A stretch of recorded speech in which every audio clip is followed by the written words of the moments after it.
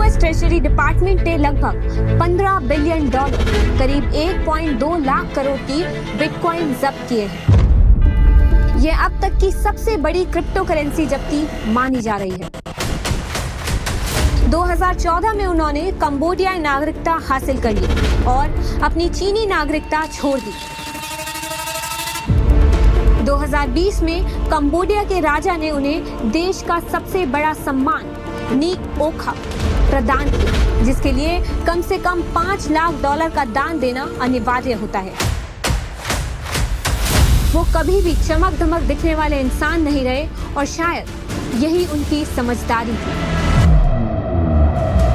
चीन के दबाव में उस समय के प्रधानमंत्री हुन सेन ने उसी साल अगस्त में ऑनलाइन जुए पर प्रतिबंध लगा दिया था। इसके बाद लगभग 4.5 लाख चीनी नागरिकों ने शहर छोड़ दिया। यूएस और ब्रिटेन ने प्रिंस ग्रुप से जुड़ी 128 कंपनी पर प्रतिबंध लगा दिया। चाइना भी कम से कम 2020 से प्रिंस ग्रुप की चुपचाप जांच कर रहा था। इस कंपनी पर ऑनलाइन फ्रॉड स्कीम चलाने के कई कोर्ट केसेस दर्ज हो चुके थे। अगर वो लोग भागने की कोशिश करते थे, उन्हें निर्दयता से पीटा जाता था। इन आरोपों की घोषणा के बाद से वे पूरी तरह गायब हैं। नमस्ते, मेरा नाम है वैशाली और आप देख रहे हैं बजर बट्टू दुनिया पे ड्रोन दृष्टि।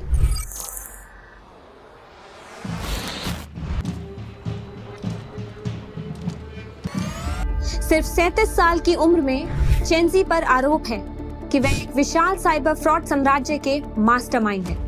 एक ऐसा आपराधिक नेटवर्क जो मानव पीड़ा पर खड़ा हुआ है। उनकी पतली दाढ़ी और मासूम चेहरे को देखकर कोई भी कहेगा कि वो अपनी उम्र से भी छोटे लगते हैं, लेकिन उन्होंने बहुत तेजी से और बहुत बड़े पैमाने पर एक साम्राज्य बना लिया है।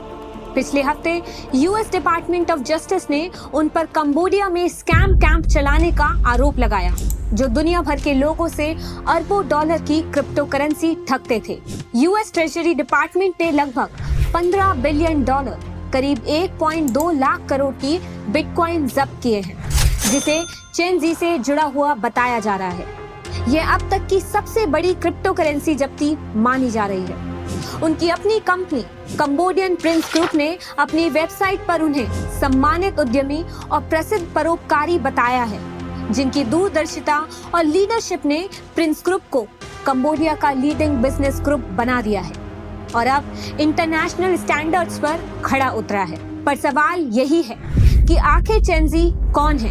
वो रहस्यमय व्यक्ति जिन पर एक विशाल स्कैम साम्राज्य चलाने के आरोप लगे हैं। साउथ ईस्टर्न चाइना के फुजियान प्रांत में पले बड़े चेंजी ने अपने करियर की शुरुआत एक छोटी और ज्यादा सफल न होने वाली इंटरनेट गेमिंग कंपनी से की थी। इसके बाद उन्होंने 2010 के आखिर या 2011 में कंबोडिया का रुख किया, जहां उन्होंने उस समय तेजी से बढ़ रहे रियल एस्टेट सेक्टर में काम करना शुरू किया। उनका वहां पहुंचना उस दौर से मेल खाता था जब कंबोडिया में प्रॉपर्टी मार्केट में जबरदस्त उछाल आ रहा था। इस उछाल के पीछे दो बड़ी वजह थी। एक, राजनीतिक रूप से जुड़ी ताकतवर हस्तियों द्वारा जमीन का अधिग्रहण और दूसरा, चाइना से आने वाला भारी निवेश। ये निवेश दोनों तरह से आ रहे थे।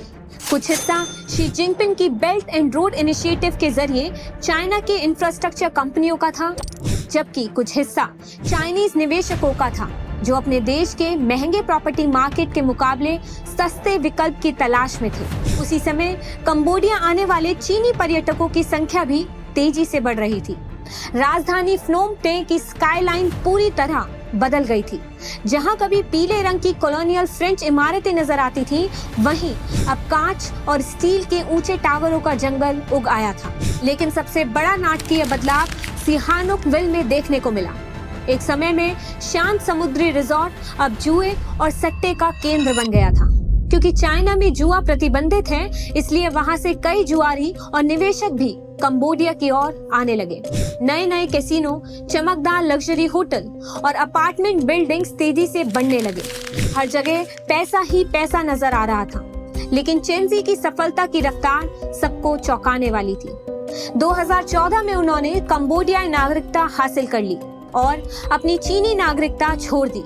इससे उन्हें अपने नाम पर जमीन खरीदने का अधिकार मिल गया था, लेकिन इसके लिए उन्होंने सरकार को कम से कम $2.5 लाख, लगभग 2 करोड़ रुपए का निवेश या दान करना जरूरी था। हालांकि चेन-ज़ी की असली दौलत कहां से आई, ये कभी साफ नहीं हुआ। 2019 में जब उन्होंने आइल ऑफ मैन में बैंक खाता खोलने के लिए आवेदन किया, तो उन्होंने बताया कि उनके एक चाचा ने उन्हें 2011 में अपनी पहली रियल एस्टेट कंपनी शुरू करने के लिए $20 लाख दिए थे, लेकिन इस दावे का कोई सबूत कभी पेश ही नहीं किया गया। चेन-ज़ी ने 2015 में प्रिंस ग्रुप की स्थापना की, एक कंपनी जो प्रॉपर्टी डेवलपमेंट पर केंद्रित थी। उस वक्त उनकी उम्र सिर्फ 27 साल थी। 2018 में उन्होंने कमर्शियल बैंकिंग लाइसेंस मिला, जिसके जरिए उन्होंने प्रिंस बैंक शुरू किया, और उसी साल उन्होंने साइप्रस की नागरिकता भी हासिल की, वहां कम से कम $25 लाख के निवेश के बदले। इससे उन्हें यूरोपियन यूनियन में आसानी से आवाजाही का अधिकार मिल गया। बाद में उन्होंने वनातू की नागरिकता भी ले ली। उन्होंने कंबोडिया की तीसरी एयरलाइन शुरू की और 2020 में चौथी एयरलाइन चलाने का सर्टिफिकेट भी हासिल किया। प्रिंस ग्रुप की रियल एस्टेट शाखा ने फ्नोम पेन में लग्जरी मॉल बनाए, सिहानुकविल में 5 सितारे होटल और $16 अरब की लागत से बनने वाले बे ऑफ लाइट्स नामक एक इको सिटी प्रोजेक्ट की योजना भी पेश की। 2020 में कंबोडिया के राजा ने उन्हें देश का सबसे बड़ा सम्मान नीक ओखा प्रदान किया, जिसके लिए कम से कम $5 लाख का दान देना अनिवार्य होता है। वो 2017 से कंबोडिया के गृह मंत्री सार खेंग के आधिकारिक सलाहकार थे।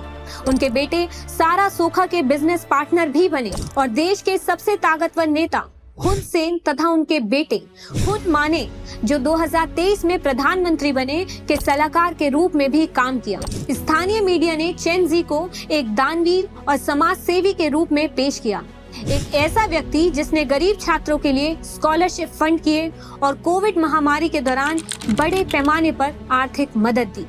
लेकिन इसके बावजूद चेन-ज़ी एक रहस्यमय शख्सियत बने रहे, जो पब्लिक स्पॉटलाइट से दूर रहते थे और बहुत कम बयान देते थे।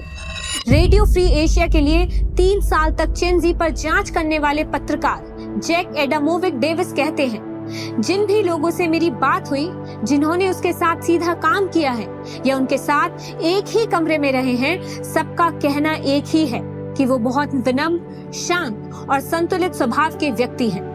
डेविस के मुताबिक वो कभी भी चमक धमक दिखने वाले इंसान नहीं रहे और शायद यही उनकी समझदारी थी।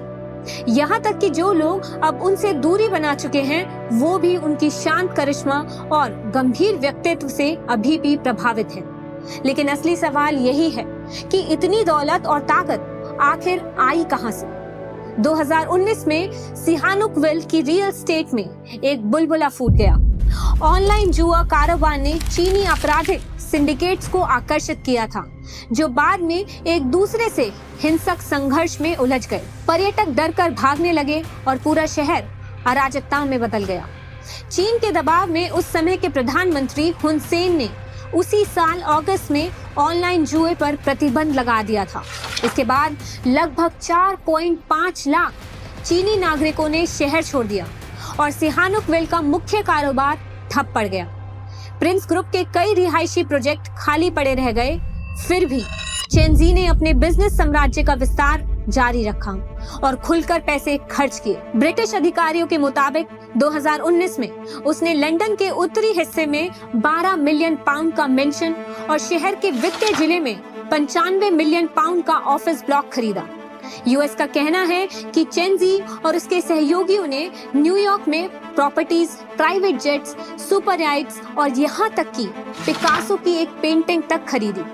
यूएस अधिकारियों का आरोप है कि वे चेन-ज़ी की यह दौलत एशिया के सबसे मुनाफेदार अवैध कारोबार यानी ऑनलाइन फ्रॉड से आई, जिसके साथ ह्यूमन ट्रैफिकिंग और मनी लॉन्ड्रिंग का जाल भी जुड़ा हुआ था। यूएस और ब्रिटेन ने चेन-ज़ी और उसके प्रिंस ग्रुप से जुड़ी 128 कंपनी पर प्रतिबंध लगा दिया। साथ ही 7 देशों के 17 व्यक्तियों पर भी, जिन पर आरोप है कि उन्होंने उसके स्कैम नेटवर्क को चलाने में मदद की। चेंजी से जुड़ी यूएस और यूके की सभी संपत्तियां फ्रीज कर दी गई हैं। प्रतिबंधों की घोषणा में एक जटिल नेटवर्क का जिक्र भी किया गया है, शेल कंपनियों और क्रिप्टो करेंसी वॉलेट्स का, जिनके जरिए पैसा उसके असली स्रोत को छिपाने के लिए इधर उधर ट्रांसफर किया जाता था। घोषणा में कहा गया है, Prince group transnational crime organisation को कई अंतरराष्ट्रीय अपराधों से मुनाफा हुआ है, जिनमें शामिल है सेक्सटॉर्शन, यानी ऐसा धोखाधड़ी वाला अपराध जिसमें यौन रूप से आपत्तिजनक सामग्री अक्सर नाबालिगों से ब्लैकमेल के लिए हासिल की जाती है, मनी लॉन्ड्रिंग, कई तरह की धोखाधड़ी और जबरन वसूली, भ्रष्टाचार, गैर कानूनी ऑनलाइन जुआ और कम से कम 10 स्कैम कैंपों के ऑपरेशन के लिए इंडस्ट्रियल स्केल पर ह्यूमन ट्रैफिकिंग, टॉर्चर और एक्सॉर्शन। चाइना भी कम से कम 2020 से प्रिंस ग्रुप की चुपचाप जांच कर रहा था। इस कंपनी पर ऑनलाइन फ्रॉड स्कीम चलाने के कई कोर्ट केसेस दर्ज हो चुके थे। Beijing municipal public security bureau ने एक स्पेशल टास्क फोर्स बनाई है, जिसका मकसद है प्रिंस ग्रुप की जांच करना, जो कंबोडिया में स्थित एक बड़ा अंतरराष्ट्रीय ऑनलाइन जुआ सिंडिकेट है। यूएस और ब्रिटेन के मुताबिक इस पूरे नेटवर्क के केंद्र में golden Fortune science and technology park जैसी कंपनियां थी, जो प्रिंस ग्रुप के वियतनाम की सीमा के पास स्थित ट्रे थॉम में बनाई थी। प्रिंस ग्रुप पहले किसी भी स्कैम में शामिल होने से इनकार कर चुका है और उसने कहा है कि अब उसका गोल्डन फॉर्च्यून से कोई संबंध नहीं है। लेकिन यूएस और यूके की जांच का दावा है कि दोनों के बीच आज भी सीधा कारोबारी रिश्ता मौजूद है। पत्रकार जैक एडामोविक डेविस, जिन्होंने चेंजी पर 3 साल की जांच की है, गोल्डन फॉर्च्यून के आसपास रहने और काम करने वाले कई लोगों से बातचीत की।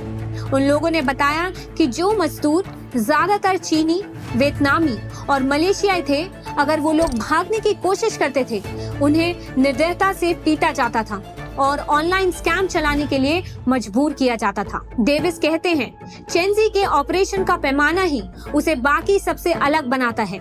यह चौंकाने वाली बात है कि प्रिंस ग्रुप इतने गंभीर आपराधिक आरोपों के बावजूद वैश्विक स्तर पर अपना बिजनेस फैला सका और किसी को शक तक नहीं हुआ। उन्होंने आगे कहा कि सबसे असहज करने वाली बात यह है कि चेंजी को सिंगापुर, लंदन या यूएस में इतनी बड़ी संपत्तियां हासिल करने की इजाजत कभी नहीं मिलनी चाहिए थी।